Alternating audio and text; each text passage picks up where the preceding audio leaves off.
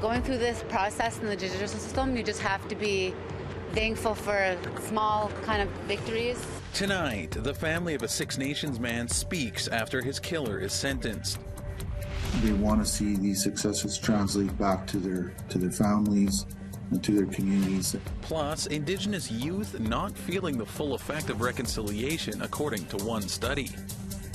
For me, as a representative of the King, my role is to help understand. And the Governor General touches down in Manitoba.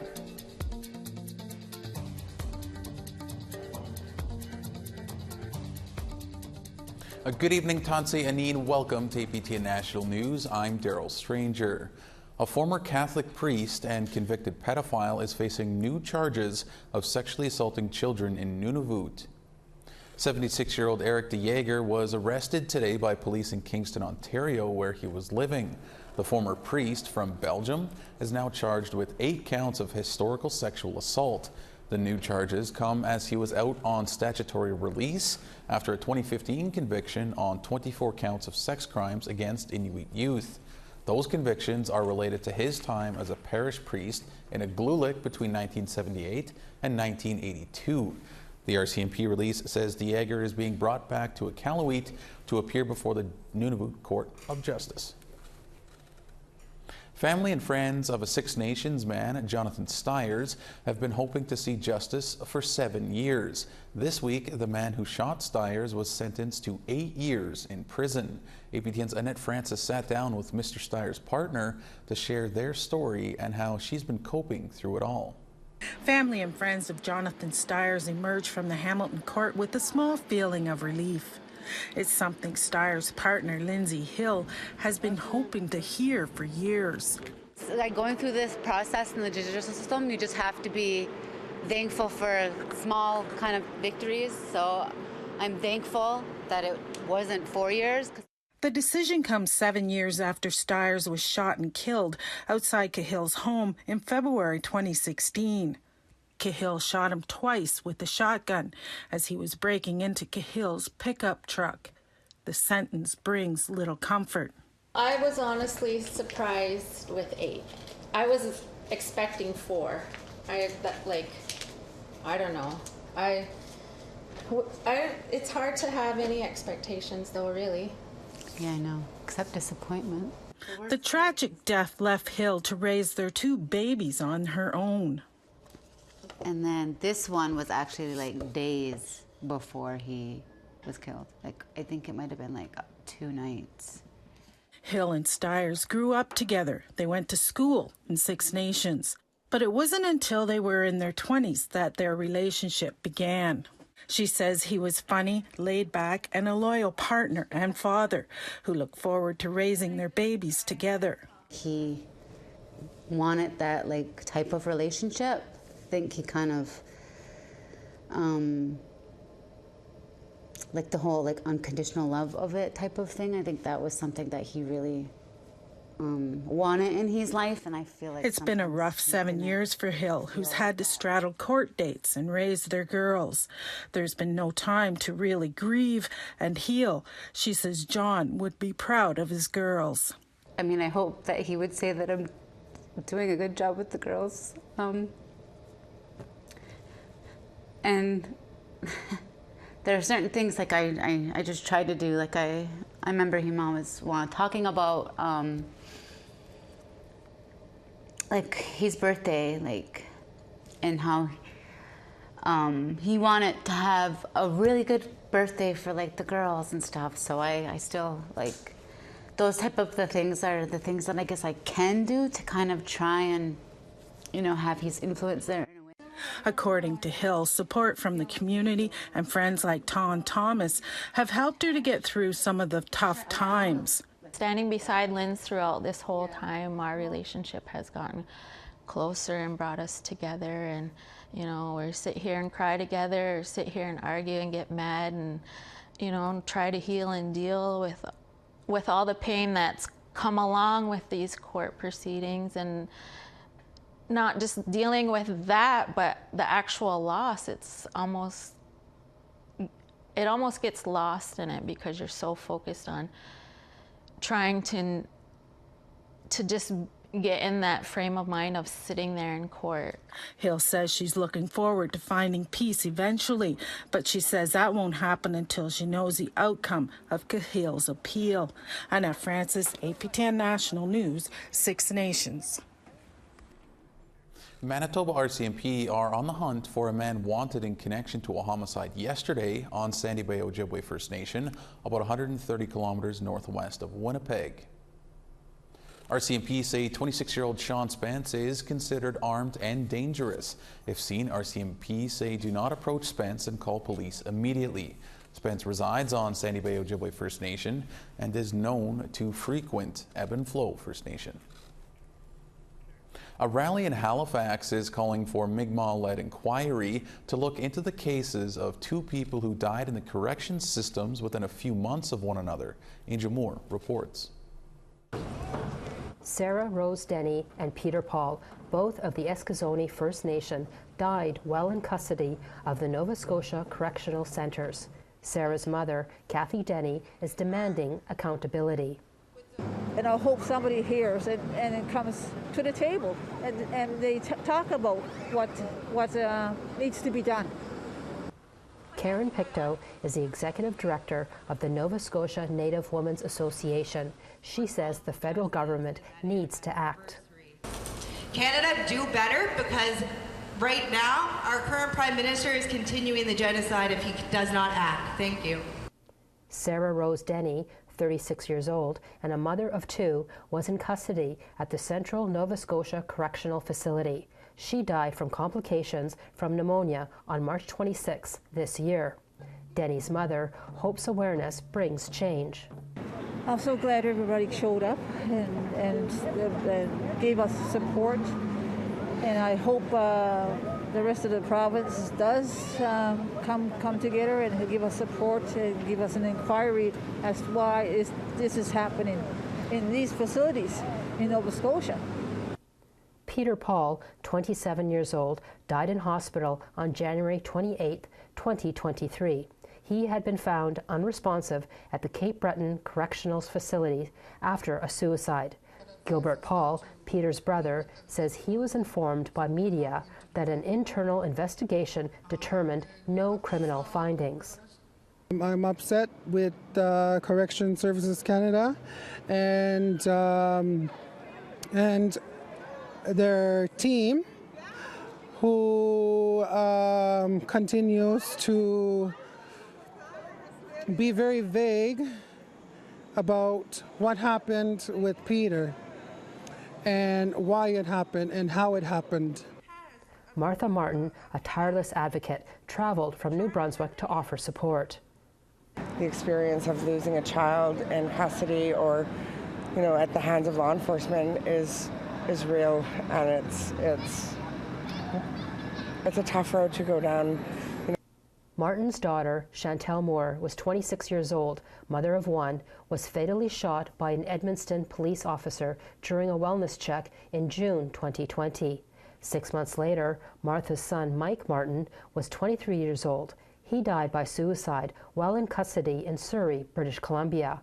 Martin says, the lack of empathy that we're feeling from the police force, from the correctional facilities, there's something that needs to be changed. The family of Skylar Sapir from the Nunavut First Nation, New Brunswick, located about 600 kilometers northwest of Halifax, walked to fight for justice. Skylar was 28 years old and a father of two, died from COVID 9 days before he was scheduled to be released from the St. John Regional Correctional Centre. A coroner's inquest into Skylar's death made 40 recommendations. Skylar's sister, Rayanne, told the crowd, "So I'm going to be his voice, even if I have to stand up here and cry." In Nova Scotia, when a person dies in custody, the investigation is internal and the findings are kept confidential. Paul says a public inquiry can prevent other deaths. So it's very hard to get information right now, and but we retained a lawyer, and we wrote to the Justice Minister, the Attorney General, Premier Tim Houston, we also wrote to him as well, and we are calling for a Mi'kmaq-led fatality inquiry. The Denny and Paul family have legal representation and requested a meeting with Brad Johns, the Nova Scotia Attorney General and Minister of Justice, to discuss a Mi'kmaq-led fatality inquiry into the deaths in custody of Sarah Rose Denny and Peter Paul. Angel Moore, APTN National News, Jabuktuk, also known as Halifax. Nova Scotia's Department of Justice declined an interview request but sent a statement saying that deaths related to natural causes constitute personal health information and all major incidents are subject to review. All right, we have to step aside for a moment, but first, here's Danielle Parody with a look at how the wildfires are affecting residents of a fly-in community. Fort Chippewan's nearly 1,000 residents were evacuated 9 days ago. The fly-in community rushed to get people out. The fire is not yet under control. Some community members stayed behind in Fort McMurray. Others wait to go home. When you're given 3 hours to pack a bag and you walk around your house and say, what am I going to take? You know, you really don't have time to break down or anything, you know. I had 2 dogs and a grandson to worry about. Coming tomorrow on APTN National News.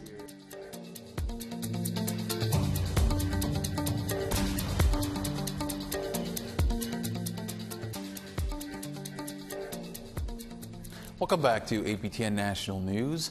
More than 6,500 First Nations people remain evacuated from their communities due to wildfires burning across the country. On Wednesday in Ottawa, the Trudeau government gave an update on the wildfire situation. APTN's Fraser Needham has more. Prime Minister Justin Trudeau says Canadians from coast to coast are being affected by poor air quality due to the fires. I want to recognize the air quality statements that have been issued by Environment Canada because of wildfire smoke.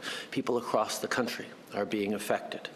We're seeing vulnerable people at risk, outdoor events cancelled, kids having to be kept inside at recess. Indigenous Services Minister Patty Hajdu says this includes a number of First Nations people who have had to be evacuated due to smoky conditions. People are working incredibly hard to make sure that people are moved to safety, not just from the effects of the fire itself, but certainly the incredible health risk of being exposed to the degree of smoke that folks are facing in communities. Some communities are evacuating as a result of the incredible health risks to people that are already vulnerable.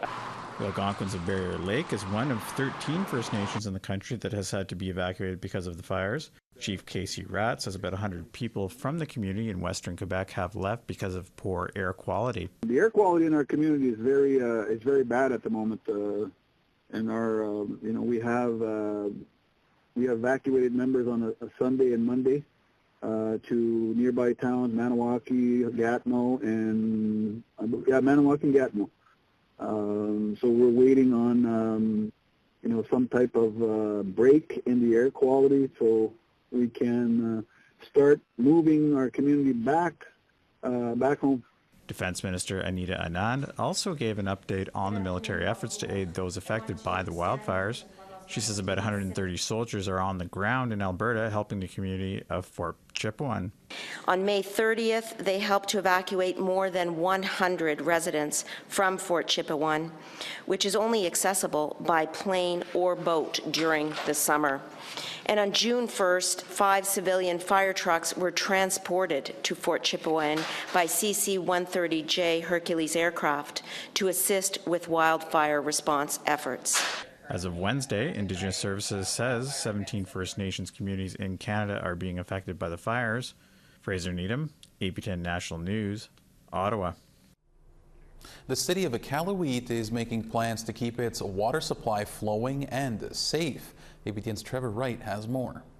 City of Iqaluit is hosting public consultation for its long-term water supply solutions this week. This includes the one here behind me at Abe Oakpick Hall, a sub-community of Iqaluit about 5 kilometers southeast of the main city. The issue of Iqaluit's troubled water supply has been one on the minds of residents for years now. The city has been pumping water from Kikatalik Lake, either directly or indirectly through the Apex River for about 4 to 5 years now. The budget for the long-term water project is over $214 million, entirely funded through the Federal Disaster Mitigation and Adaptation Fund. The goals for the long-term water project include 1, replacing and modernized piped infrastructure within the city. 2, developing a new long-term water source for the city, as well as building the infrastructure to that new water source. And 3, constructing a new reservoir to ensure an adequate future water supply solution. According to city officials, this is the first of such public information sessions looking for feedback on the long-term water project. And we'll be expecting further feedback from the community later this week. Trevor Wright, APTN National News, Iqaluit. And Governor General Mary Simon spent a whirlwind day in Winnipeg, Manitoba today, where anti-colonial sentiment recently made headlines. The Governor General made her first official stop of the day at Government House to meet with Lieutenant Governor Anita Neville. Then it was on to the legislature, where she sat down with Premier Heather Stephenson before meeting with Indigenous leaders. Just steps away from the recently repaired, reinstalled, and re-vandalized statue of Queen Elizabeth, a symbol of colonization that has divided communities for decades. When asked about the vandalism, the Governor General had this to say. For me, as a representative of the King, my role is to help understand what's going on. So in a way, I can't say whether it's right or wrong. It's right for the people maybe that are doing it, but it's wrong for the people that want the history to continue as it was. All right, it's that time to step aside one final time here on the show. Photo of the day and weather are next.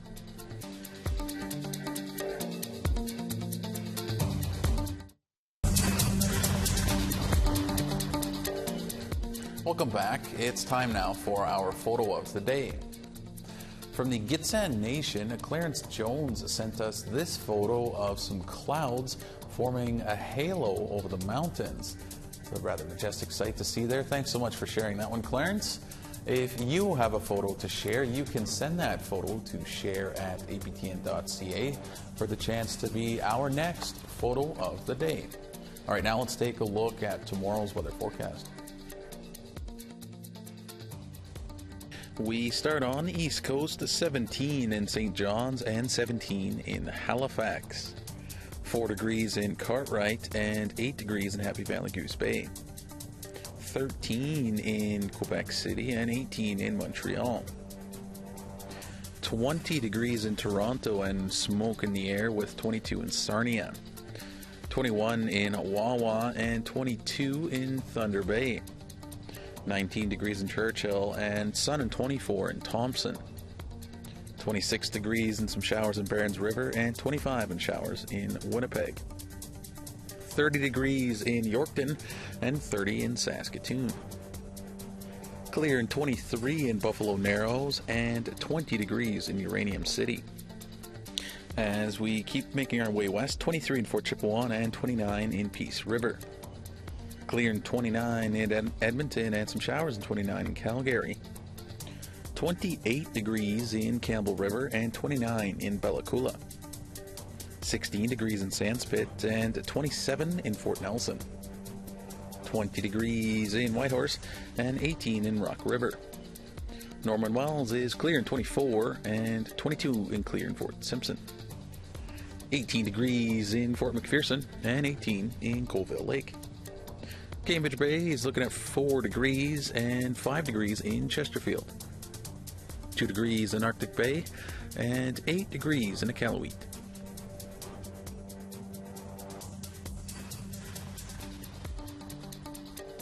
A national event to create and foster economic development opportunities for Indigenous business owners gathered in Vancouver earlier this week. With more on the story, here's APTN's Tina House. We're here at the 2023 Indigenous Partnerships Success Showcase. Joining me today is Hereditary Chief Ian Campbell. Ian Campbell, tell us about this event and what's happening here right now.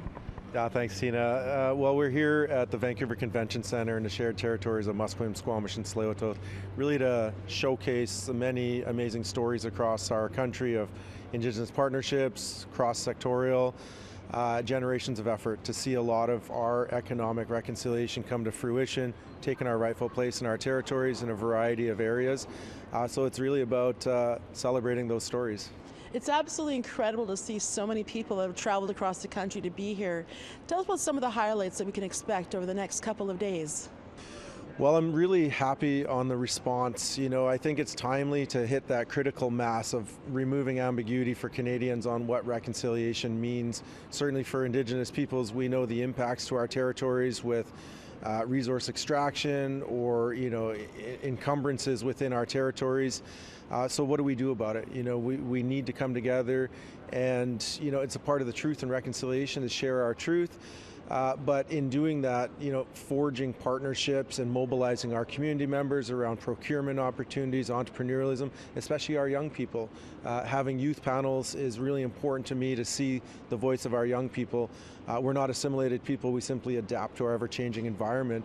So having Wanique Horn-Miller here today was certainly a highlight for me, seeing champions like that have been out there creating visible presence to the world. You know, we've been, erasure's been very real for us. So this is about bringing people together from across the country and really just celebrating that we're still here and we're stronger than ever.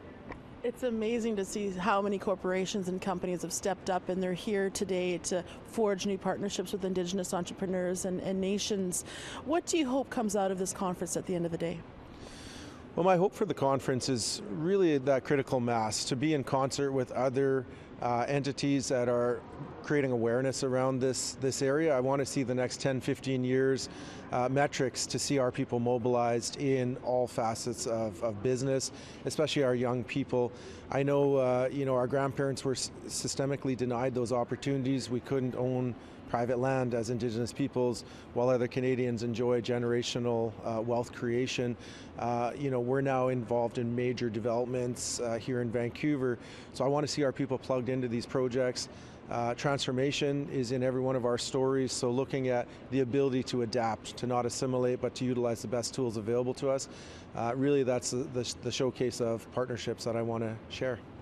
Chief Ian Campbell, congratulations on a very successful event, and thank you so much. Always good to see you, my friend. Thank you. Thank you. Back to you in studio. All right, thanks so much for that, Tina. Well, that's going to do it for this Wednesday edition of APTN National News. Our website, aptnnews.ca, has you covered if you happen to miss anything from tonight's show. For all of us here, thank you so much for joining us. Miigwech, Kinanaskmatan, and have a great night.